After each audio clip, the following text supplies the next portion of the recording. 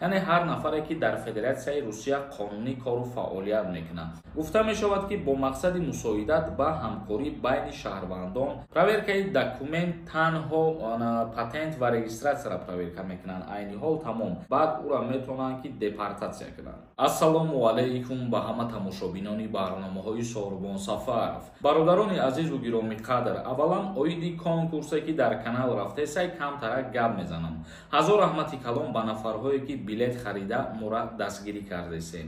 ҳамин видеоҳои мора 30-40 одам тамошо мекунанд. агар ин ҳамин нафарҳое ки ҳозир тамошо кардесен як бори дигар ҳаракат кунен, дастгирӣ кунен, ба аксия я бори дигар билет бихарен, полни билетҳои мо тамом мешавад. яъне ки ба 1000 рубл 10 дона билетон метиҳем. ин ҳамин номерое ки дар рӯи экран дидесен, дар ҳамин номер картаи Сбербанк ҳастай. Сбербанк ба номи Муҳаммадҷон меброяд. сумтона мепартоен ва дар ҳамин номер бо WhatsApp ҳам ҳастай, дар WhatsAppаш чектона роӣ мекунен. конкурс ҳамагӣ 63 дона приз дора, шоҳҷоизааш якта Lexus 350, якта Corolla. ҳаракат кунем бародарои азиз, охири билетҳо омадагиай, мо рӯзҳои наздик финала аниқ мекунем. дар Федератсияи Русия гирифтани шаҳрвандӣ барои донишҷӯёни хориҷӣ осонтар карда мешавад, аз ҷумла донишҷӯёни тоҷик. дар Федератсияи Русия хатмкунандагони хориҷии мактабҳои русӣ метавонанд ба таври сода соҳиби шиносномаи Русия шаванд. вазорати корҳои дохилии Русия тартиби шароити таҳсили хориҷиён дар Русияро дигар мекунад. дар ин бора хабар медиҳад вазорати корҳои дохилии Федератсияи Русия, яъне ки гирифтани шаҳрвандии Федератсияи Русия барои донишҷӯёни хориҷӣ осонтар карда мешавад баъди хатм намудани донишгоҳҳо дар Русия. аз ҷумла қайд намуданд ки барои нафарҳое ки кору фаъолият мекунанд гирифтани шаҳрвандии Русия осонтар карда шавад. афзун бар ин ислоҳоти сиёсати муҳоҷират ба тартиби ҷалби хориҷиён ба кор низ таъсир мерасонад. вазорати корҳои дохилӣ пешниҳод мекунад ки феҳристи корфармоён ки қувваи хориҷиро ҷалб мекунанд тартиб дода шавад ва иҷозатномаҳои коғазӣ бо сабти электронӣ иваз карда шавад. гуфта мешавад ки дар ҳолате ки кору фаъолият қонунӣ мешавад, содатар гирифта мешавад шаҳрвандии Федератсияи Русия ва нафарҳое ки донишҷӯ мебошанд баъди хатми донишгоҳ метавонанд ҳуҷҷатҳои худро пешниҳод намоянд.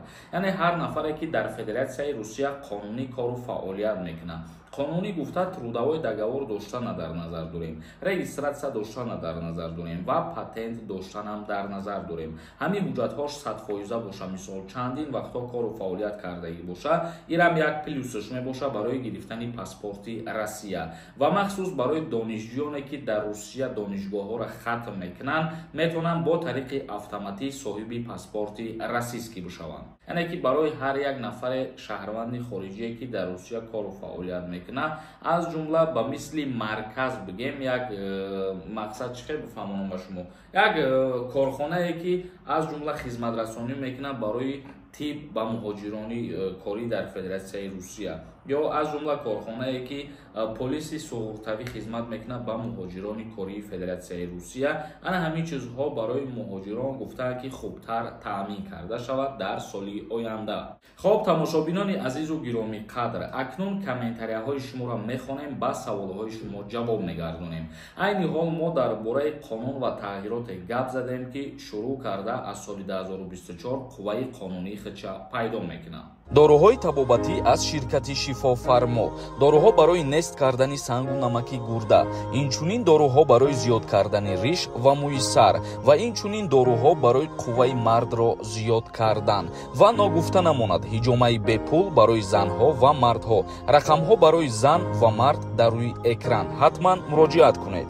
як кас нависонда ассалому алайкум бародар, додарам дар хизматай, ма ай Россия биём хизмат мебарам. дар ҳолате ки шумо дар оила зиёда аз 2 писар бошен, яку якбора 2 нафара метавонанд ки ба артиш даъват кунанд. як каси дигар нависонда салому алайкум, ҳамиҷа як номер мемондем барои проверкаи документ. ки медонад проверкаи документ танҳо патент ва регистратсияро проверка мекунанд, айни ҳол тамом ва бисёртар услугае ки шумо истифода мебурден, запретора санҷиш мекарден, ҳозир кор накардесай. як каси дигар нависонда ассалому алайкум акаҷон мегуфти ҳамин конкурси шумо чӣ қадар билет дора ва чӣ қадараш фурӯхтагиен аллакай. Конкурсе ки дар канали ма рафтаисаи бародарои азизу гироми қадр 15500 дона билет дора, тақрибан 70% билетора мо фурӯхтем аллакай. як каси дигар нависонда ассалому алайкум додарҷон ҳамин коллеҷора мебаранд хизмат. Якам курсе таваллуди 2002 ай донишгоҳ хориҷ шидай, коллеҷда дохил шидай. таваллуди 2002 хоб нафарҳои вақте коллеҷ таҳсил мекунанд ба хизмат даъват намешаванд ё мебошанд ки қонунгузории ҷумҳурии Тоҷикистон дар бораи хизмати ҳарбӣ ва уҳдадориҳои ҳарбӣ муқаррар кардагиаст. ҳар касе ки коллеҷ мехонад ва синни солаш 21 сола расида бошад, баъди 21 баъдан ба хизмат даъват мешавад. Ба чӣ хотир? Ба хотире ки нафарҳои коллеҷ мехонанд ки аз синфи наҳумишон мебироянд аз мактабҳо ва таҳсил мекунанд, ана ҳамун 3 солу 4 соле ки буд мешавад, синни солашон ба 21 солагӣ мерасад ва дар 21 солагӣ қонунгузорӣ муқаррар кардагиаст ки ба артиш даъват шаванд. Сафаров нависондай акаи Сорбон телефонҳое ки пеш ай ҳамин қонун Тоҷикистон омадагиянд бояд рассамошка шаванд ё ин ки не, масалан 2 моҳ пеш. Телефонҳое ки айни ҳол нав мехаред шумо ё телефонҳое ки аз ҷумҳурии Тоҷикистон аз мағозаҳо харидорӣ мекунед, ана ҳамиё рассамошка карда мешаванд. Сабр нависондай ака 2 бор штраф кардагием. Дар Россия ака мара депорт мекунанд ё ин ки не.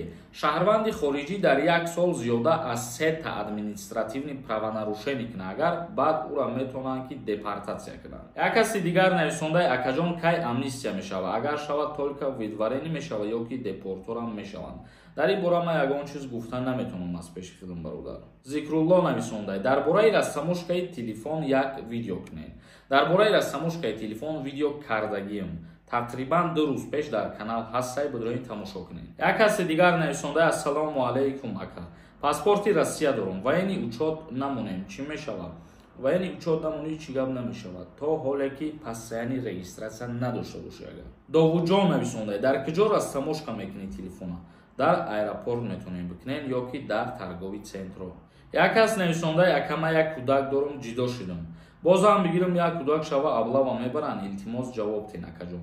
Дар ҳолате ки фарзанди авваларам ба номи шумо бошад ва аз номи шумо бировардагӣ набошад, бале агар аз оилаи диюм боз фарзанддор бошен, аллакай соҳиби 2 фарзанд ба ҳисоб мерем. тамошобинони азизу гироми қадр, ба ҳамин видеои имрӯзара ҷамъбаст мекунем. То наворҳои дигар, худованд ҳамаи мо шуморо нигаҳбон бошад.